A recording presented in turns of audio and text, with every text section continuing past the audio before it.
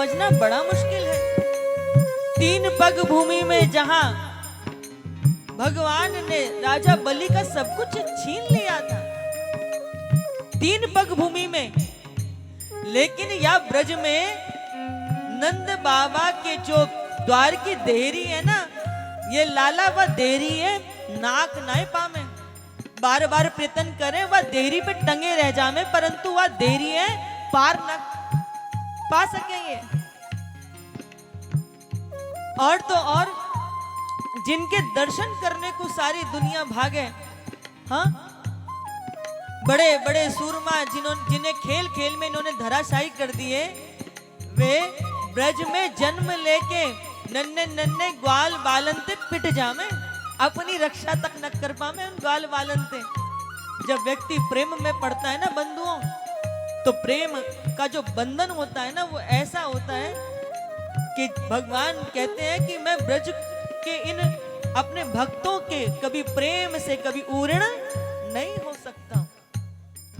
अब यहाँ का भयो कि लाला 6 दिन के भये तो इन्होंने पूतना को उद्धार कर दियो, और कंस ने फिर दूसरों दैत्य भेजो। अब ये कौन से दैत्य हैं? ये हैं तृणावर्त।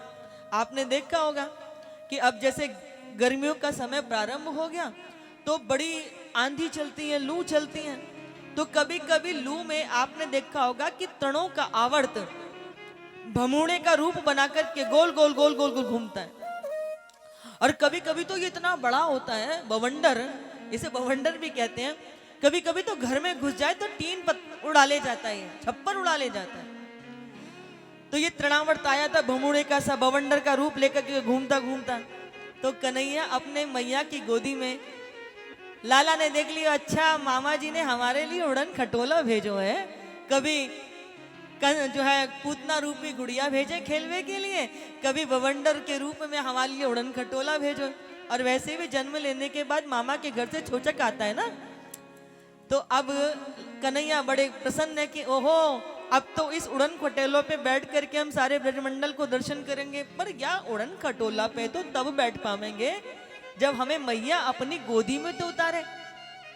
अब हमारे लाला तो हैं लीलाधारी, तो इन्होंने कहा कि अपनी मैया को दूध पी रहे, दूध पीते पीते इन्होंने लीला में अपनो थोड़ो सो वजन बढ़ाई दियो।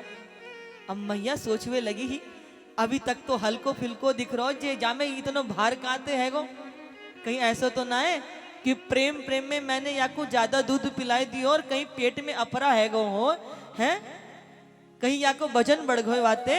तो मैया ने लाला को नीचे उतार दियो आंगन में कि थोड़ो नीचे लेटा दो, हाथ पैम चलावेगो तो या को दूध पच जावेगो, और मैया अपने घर के भीतर काम में लग गई। अब तृणावर्त को अवसर मिल गो और बंदो वो तेज हवा में लाला को उठा करके बहाई के ले गो।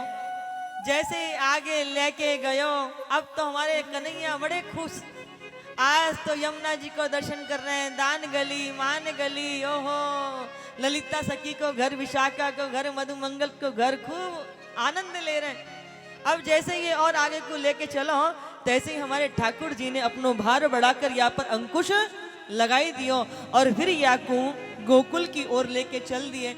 और जैसे ही अपने घर के पास पहुंचे, तैसे ही एक बड़े से पत्थर में लाके इनको पटक दियो है, और यहाँ तृणावर्त को उद्धार हुआ है। बोले तृणावर्त उद्धारक भगवान की जय हो।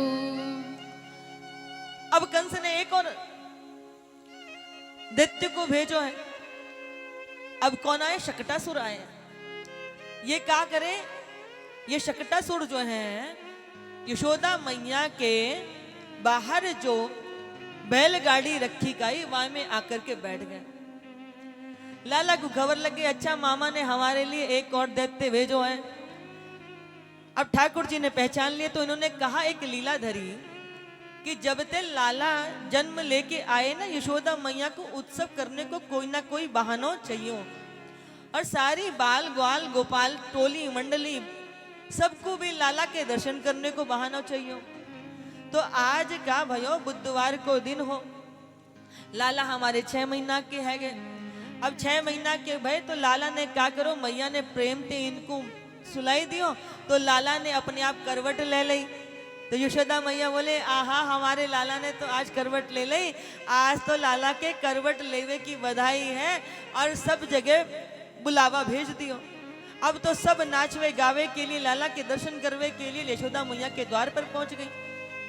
अब लाला पलना में सो रहे, मैया बोले कि चुप है जाओ, अभी लाला को बड़ी मुश्किल से सुलाया है, ऐसो करो थोड़ी देर तुम बैठ जाओ, तब तक मैं कछु देख लूं। सारी गोपी बोलने लगी मैया तो को यदि अपने काम ही करने तो हमको बुलावे की जरूरत काई। तो मैया बोली अच्छा एक काम करें, लाला भी सोते रहेगा। तो मैया ने लाला को पलना उठा करके बाहर वही बैलगाड़ी के नीचे लगा दियो जामे वो सक्टासुर बैठो। घर के आंगन में जितने भी भांड मटके दूध दही के रखे थे वे भी सब उन बैलगाड़ियों पे बाहर धर दिए।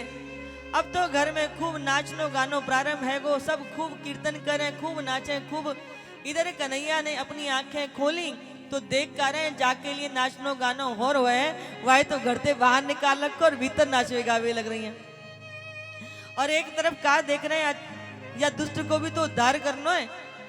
तो ठाकुर जी ने रुष्ट होकर के घुमा करके अपना पैर जैसे ही पलने में मारा है तैसे ही वह बैलगाड़ी जो थी वो आकाश में उड़ती हुई चली गई।